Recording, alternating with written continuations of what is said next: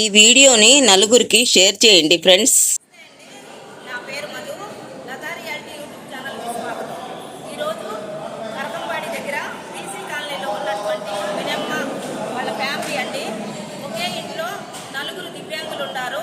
గత 40-30 సంవత్సరాలుగా వాళ్ళకి పింఛన్లు లేవు, సదరం సర్టిఫికెట్లు కూడా లేవు. కలెక్టర్ గారి దృష్టికి ఈ సమస్యని వెలుగులోకి తీసుకొని వచ్చినాను. మన లతా రియాలిటీ యూట్యూబ్ ఛానల్ నిజాన్ని నిర్భయంగా వీళ్ళని కలెక్టర్ ఆఫీస్ దాకా తీసుకొని వచ్చి కలెక్టర్ సార్కి వీళ్ళకి యాక్షన్ ఇచ్చి మేము చెప్పినాము, సార్ వీళ్ళకి సదరం సర్టిఫికెట్ లేవు, సదరం సర్టిఫికెట్లు ఉంటే వీళ్ళకి పింఛన్లు వస్తాయి, పింఛన్లు వీళ్ళకి వచ్చి వీళ్ళ కుటుంబానికి ఈ పిల్లలకి ఆధారంగా ఉంటాయి, దయచేసి వీళ్ళకి సదరానికి అప్లై చేసుకోవడానికి అవకాశం కల్పించండి, వీళ్ళకి ఆన్లైన్లో ఎక్కించండి అని చెప్పి చెప్పడం జరిగిందనమాట. తప్పకుండా చేస్తామమ్మా అని చెప్పి సార్ చెప్పడం జరిగింది.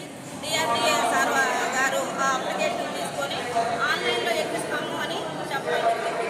ఫ్రెండ్స్, ఎవరైనా కానీ మీకు ఎటువంటి సమస్యలు ఉన్నా కలెక్టర్ ఆఫీస్ దగ్గరికి వచ్చి అర్జీల రూపంలో మీ సమస్యల్ని వెలుగులోకి తీసుకొచ్చుకొని మీ సమస్యని పరిష్కార దిశగా చక్కగా సద్వినియోగం చేసుకొని మీరు ముందుకెళ్ళగలుగుతారని చెప్పి నేను తెలియజేస్తున్నాను.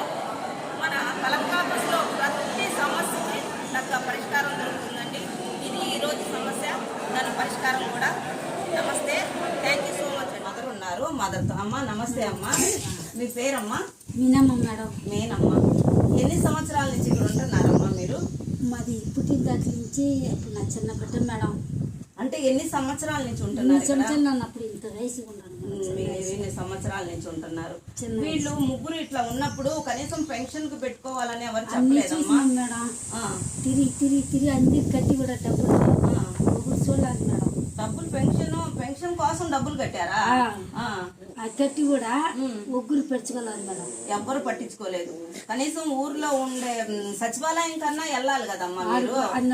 మేడం అది పోకపోవడం మీ తప్పే అవుతుంది. సచివాలయంకి వెళ్తే ఎట్లాంటి వాళ్ళైనా కానీ సచివాలయంకి వెళ్తే మా బిడ్డలు ఇలా ఉన్నారు, వాళ్ళ పరిస్థితి ఇలా ఉంది, మాకు పెన్షన్ రావాలి కదా, వికలాంగుల పెన్షన్ ఇవ్వండి అని మీరు వెళ్ళాలి కదా. ఇది ప్రభుత్వం దాకా వెళితే ఇలాంటి కుటుంబాలు చాలా ఉన్నాయి, వెలుగులోకి రావన్నమాట. అంతే. ఇట్లాగా మీ పేరమ్మా? మీనమ్మ మేడం. మీనమ్మ లాంటి చాలా తల్లులకి ఈ వీడియో ఆధారం అవుతుంది. పసరమ్మ మేడం. ఓకే అమ్మా, మీరు ఇప్పుడు సచివాలయానికి మేడంతో మాట్లాడతాను నేనైతే.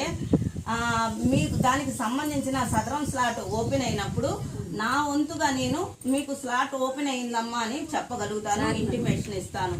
ఓకేనమ్మా? ఓకే. సరే అమ్మా. ఓకే. ఇదండి విషయము.